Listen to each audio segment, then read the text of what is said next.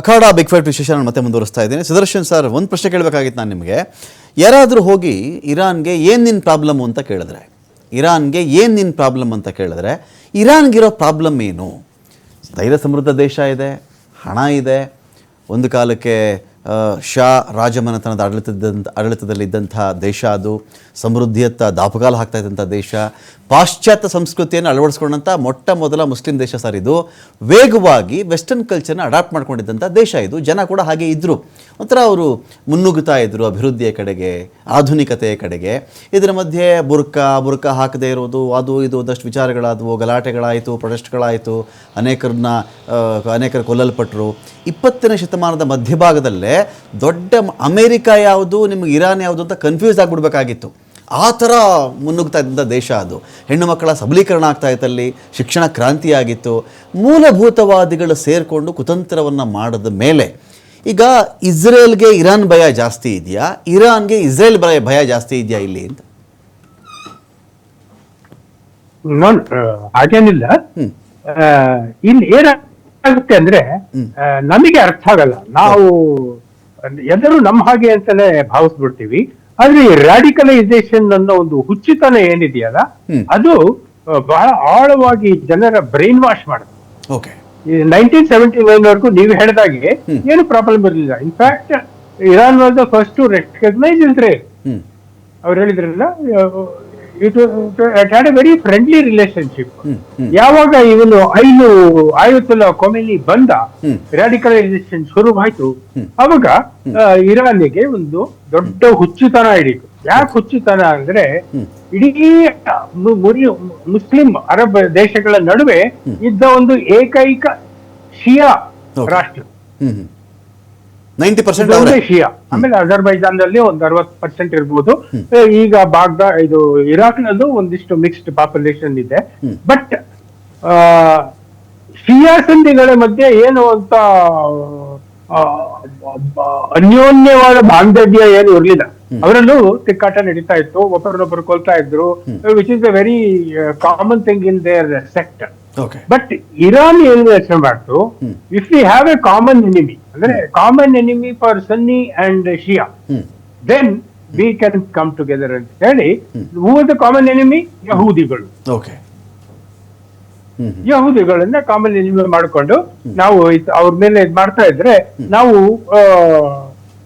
ಶಿಯಾ ಸನ್ನಿಗಳ ನಡುವೆ ಅವರ ಏನು ಬಿರುಕು ಇತ್ತು ಅಥವಾ ದ್ವೇಷ ಇತ್ತು ಅದನ್ನ ಕಡಿಮೆ ಮಾಡ್ಕೋಬಹುದು ಅಂತ ಹೇಳಿ ಯೋಚನೆ ಮಾಡ್ತು.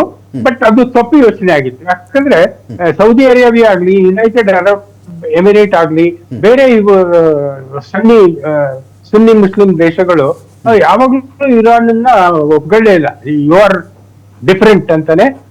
ಈಗಲೂ ನೋಡಿ, ಇರಾನಿನ ಮೇಲೆ ಏನಾಗ್ತಾ ಇದೆ, ಸೌದಿ ಅರೇಬಿಯಾ ಮತ್ತು ಯುನೈಟೆಡ್ ಅರಬ್ ಎಮಿರೇಟ್ ಅವರು ಮುಸಿ ನಗ್ತಾ ಇದಾರೆ, ಇದ್ ಕಡೆ ಆ ಕಡೆ ಇನ್ನೊಂದು ಅವರಿಗೆ ಅಂತೇಳಿ. ಅಂದ್ರೆ ಈ ಕತಾರ್ ಇದೆಯಲ್ಲ, ಕತಾರ್ ಪ್ಲೇಸ್ ಡಬಲ್ ಗೇಮ್. ಯಾಕಂದ್ರೆ ಕತಾರ್ ನಲ್ಲಿ ಅಮೆರಿಕನ್ ಸೆಂಟ್ರಲ್ ಕಮಾಂಡ್ ಇದೆ, ಸೆಂಟಿಕಾಮ್ ಅಂತ ಹೇಳ್ತೀವಲ್ಲ. ಆಮೇಲೆ ಅವರು ಅಮೆರಿಕಕ್ಕೂ ಮಣೆ ಹಾಕಬೇಕು, ಇತ್ತಾಗೆ ಹಮಸ್ಗೂ ಮಣೆ ಹಾಕಬೇಕು, ಇರಾನಿನ ಏನು ಪ್ರಾಕ್ಸಿಗಳಿದ್ದಾವೆ ಅವರಿಗೂ ಮಣೆ ಹಾಕಬೇಕು. ಹಂಗಾಗಿ the same thing is ರೆಪ್ಲಿಕೇಟೆಡ್ during 1981. 81 ಅಲ್ಲಿ ಒಬ್ಬ ಐದು ದೊರೆ, ಇರಾಕ್ನ ಐದು ದೊರೆ ಸದ್ದಾಂ ಹುಸೇನ್, ಅವನು ಅಷ್ಟೇ, ನಾನು ಇಸ್ರೇಲ್ ನ ಮುಗಿಸೇ ಬಿಡ್ತೀನಿ ಅಂತೇಳಿ ಜರ್ಮನಿಯಿಂದ ಒಂದು ಆಟೋಮಿಕ್ ರಿಯಾಕ್ಟರ್ ಖರೀದಿ ಮಾಡ್ದ. It was kept in the place called Osirak, outside the Baghdad ಹೊರವಲಯದಲ್ಲಿತ್ತು.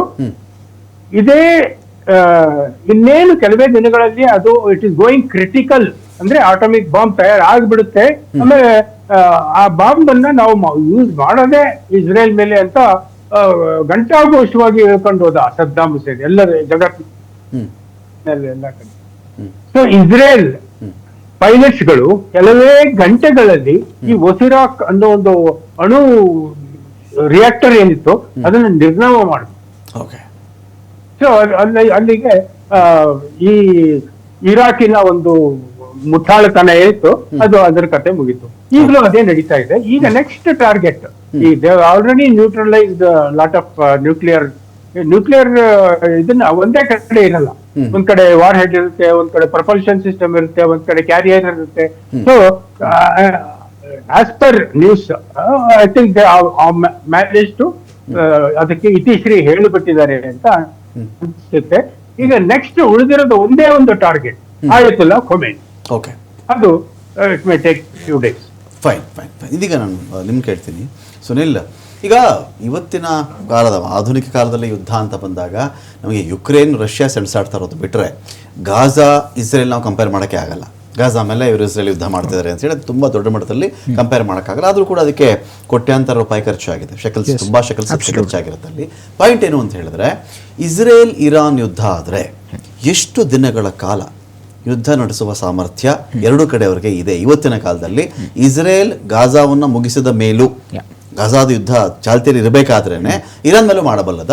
Iran ಬಳಿ ಹಣಕ್ಕೇನು ಸಮಸ್ಯೆ ಇಲ್ಲ, ಆದರೆ ಇರಾನ್ ಒಂಥರ ಎಲ್ಲರಿಗಿಂತ ನಾನು ಮೇಲಿದ್ದೀನಿ, ಎಲ್ಲ ಮುಸ್ಲಿಂ ರಾಷ್ಟ್ರಗಳಂತೆ ನಾನಲ್ಲ, ನಾನೇ ಸಪ್ರೇಟು, ನನ್ನದೇ ಒಂದು ಬೇರೆ ತೂಕ ಇದೆ ಎನ್ನುವ ಒಂದು ಧೋರಣೆಯೊಂದಿಗೆ ಸಪೋರ್ಟ್ ಕೇಳಿದ್ರು ಕೂಡ ಯಾರೂ ಬಾಯಿ ಬಿಡ್ತಾ ಇಲ್ಲ. ಟರ್ಕಿನ ಕೇಳ್ತಿದ್ದಾರೋ, ಈಜಿಪ್ಟನ್ನ ಕೇಳ್ತಿದ್ದಾರೋ, ಸೌದಿನ ಕೇಳ್ತಿದ್ದಾರೋ, ಯಾರನ್ನೇ ಕೇಳ್ತಾ ಇದ್ರು ಕೂಡ ಯಾರೂ ಬಾಯಿ ಬಿಡ್ತಾ ಇಲ್ಲ. ರಷ್ಯಾನ್ ಕೇಳಿದ್ರು ಕೂಡ ಅವರು ನಾನು ಸಪೋರ್ಟ್ ಮಾಡಲ್ಲ ಅಂತ ಹೇಳ್ತಾ ಇದ್ದಾರೆ. ಹಾಗಾದರೆ ಇರಾನ್ ಬಳಿಯಲ್ಲಿ ಇಷ್ಟು ಹಣ ಇದ್ದುಕೊಂಡು ಕೂಡ ಶಸ್ತ್ರಾಸ್ತ್ರಗಳೇ ಇಲ್ವಾ, ಖರೀದಿ ಮಾಡಲಿಲ್ವಾ ಅವರು, ಅಥವಾ ಇದೊಂದು ಅನ್ಎಕ್ಸ್ಪೆಕ್ಟೆಡ್ ವಾರ್ ಆಗಿ ಟರ್ನ್ ಆಗಿಬಿಟ್ಟಿದೆಯಾ ಇದು ಅಂತ? ಇರಾನ್ ಏನು ಯೋಚಿಸ್ತು ಅಂತ ಹೇಳಿದ್ರೆ, ಓಕೆ, ಸದಾಮ್ ಹುಸೇನ್ ರೀತಿಯಲ್ಲೇ ಯೋಚಿಸ್ತು. ಯಾಕಂದ್ರೆ ಇವರ ಒಂದು ನ್ಯೂಕ್ಲಿಯರ್ ಬೇಸ್ ಬಗ್ಗೆ ಹೇಳಬೇಕು, ಇದರದೇ ರಿಲೇಟೆಡ್ ಇರಾನ್ ಹೇಗೆ ಯೋಚಿಸ್ತು ಅಂತ. ಫೋರ್ಡೋ ಅಂತ ಒಂದು ನ್ಯೂಕ್ಲಿಯರ್ ಬೇಸ್ ಇದೆ, ಟೆಹರಾನ್ ಇಂದ 90 ಕಿಲೋಮೀಟರ್ಸ್ ದೂರದಲ್ಲಿದೆ. ಅದು ತುಂಬಾ ಚರ್ಚೆಯಲ್ಲಿ ಇದೆ ಈಗ. ಯಾಕಂತ ಹೇಳಿದ್ರೆ ಆ ಫೋರ್ಡೋ ಅನ್ನೋ ಜಾಗದಲ್ಲೇನೆ ಎರಡು ಇದಿದೆ, ಏನು nuclear reactors, major nuclear reactors ಇರೋದು ಇರಾನ್ ಅಲ್ಲಿ. ನನಾಟ್ಸ್ ಅಂತ ಒಂದು, ಆಮೇಲೆ ಫೋರ್ಡೋ ಅಂತ ಒಂದು. ನನಾಟ್ಸ್ ಮೇಲೆ ಆಲ್ರೆಡಿ ಇಸ್ರೇಲ್ ಅಟ್ಯಾಕ್ ಮಾಡಾಗಿದೆ. ಫೋರ್ಡೋ 1/2 ಕಿಲೋಮೀಟರ್ ಒಳಗಡೆ ಇದೆ. ಈ ಜಾಗದಲ್ಲಿ ಅವರ ನ್ಯೂಕ್ಲಿಯರ್ ಎನ್ರಿಚ್ಮೆಂಟ್ ಏನಿದೆ, ಈಗ ಯುರೇನಿಯಂ 90% ಎನ್ರಿಚ್ ಆದ್ರೆ ಅದು ವೆಪನ್ ಗ್ರೇಡ್, ಮಿಲಿಟರಿ ಗ್ರೇಡ್ ಅಂತ ಹೇಳ್ಬಿಟ್ಟು ಅದನ್ನ ಕರೀತಾನೆ. ಆ ಒಂದು ಇದೇನಿರುತ್ತೆ ಯುರೇನಿಯಂ ಏನಿರುತ್ತೆ ಅದನ್ನ ನ್ಯೂಕ್ಲಿಯರ್ ಬಾಂಬ್ಸ್ ಅಲ್ಲಿ ಯೂಸ್ ಮಾಡ್ತಾರೆ.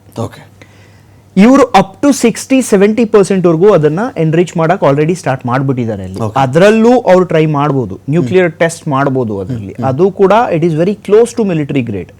ಅರ್ಥ ಆಯ್ತಾ? ಸೊ ಇದನ್ನ ಅವ್ರು ಆಲ್ರೆಡಿ ಮಾಡಿ ಈ ಒಂದು ಫೋರ್ಡೋ ಅನ್ನೋ ಜಾಗ ಏನಿದೆಯಲ್ಲ ಇದನ್ನ ಅವರು ತುಂಬಾ ಗುಟ್ಟ ಕಟ್ಟಿದ್ರು. 2009 ಅಲ್ಲಿ ಅವ್ರು ರಿವೀಲ್ ಮಾಡಿದ್ರು. ಅದ್ರ ಜೊತೆಲಿ ಒಂದು JCPOA ಅಂತ ಕರೀತಾರೆ, joint comprehensive plan of action ಅಂತ ಹೇಳ್ಬಿಟ್ಟು. 2018 ಅಲ್ಲಿ US ಅದ್ರ ಪಾರ್ಟ್ ಆಗಿತ್ತು, ಅದರಿಂದ ಈಚೆ ಬಂದ್ಬಿಡ್ತು. ಅಲ್ಲಿವರೆಗೂ ಇವರು ಜೊತೆಯಲ್ಲೇ ಇದ್ರು, US ಅವ್ರಿಗೂ ಸಪೋರ್ಟ್ ಮಾಡ್ತಿತ್ತು. US ಅದರಿಂದ ಈಚೆ ಬಂದ ಆದ ತಕ್ಷಣ ಇವ್ರಿಗೆ ಕಂಡೀಷನ್ ಹಾಕಿದ್ರು, ನೀವು ನಿಮ್ಮ ನ್ಯೂಕ್ಲಿಯರ್ ಎನ್ರಿಚ್ಮೆಂಟ್ ಏನಿದೆ ಅದನ್ನ ನಿಲ್ಲಿಸಬೇಕು, ಆ ಫೋರ್ಡೋನ ನೀವು ಸಿವಿಲಿಯನ್ ಪವರ್ ಪರ್ಪಸ್ಗೋಸ್ಕರ ಮಾತ್ರನೇ ಯೂಸ್ ಮಾಡಬೇಕು ಅಂತ JCPOA ಅಲ್ಲಿ 2018 ಅಲ್ಲಿ US ಈಚೆ ಬಂದಾಗ ಹೇಳ್ತು ಅದನ್ನು. ಇವರು ಅದನ್ನ ಒಪ್ಕೊಳ್ಳಿಲ್ಲ.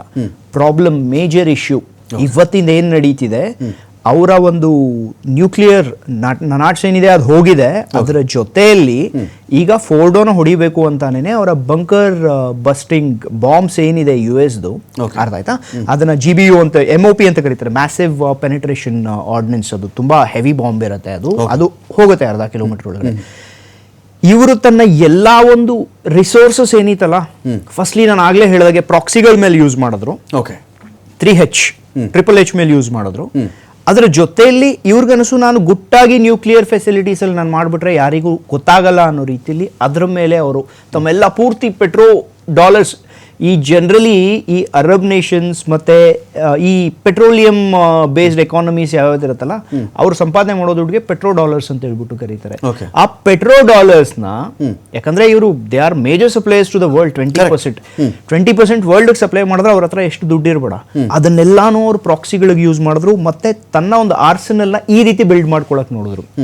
ಅವರ ಒಂದು ಫೈಟರ್ ಜೆಟ್ಸ್ ಏನಿದೆ, ಏರ್ ಫೋರ್ಸ್ ಏನಿದೆ, ಏರ್ ಡಿಫೆನ್ಸ್ ಸಿಸ್ಟಮ್ ಏನಿದೆ, ಆರ್ಮಿ ಏನಿದೆ, ಟೆಕ್ನಾಲಜಿಕಲಿ ಅದನ್ನ ಅಡ್ವಾನ್ಸ್ ಮಾಡಬೇಕು ಅಂತ ಇವ್ರ ಪ್ರಯತ್ನನೇ ಪಡಲಿಲ್ಲ.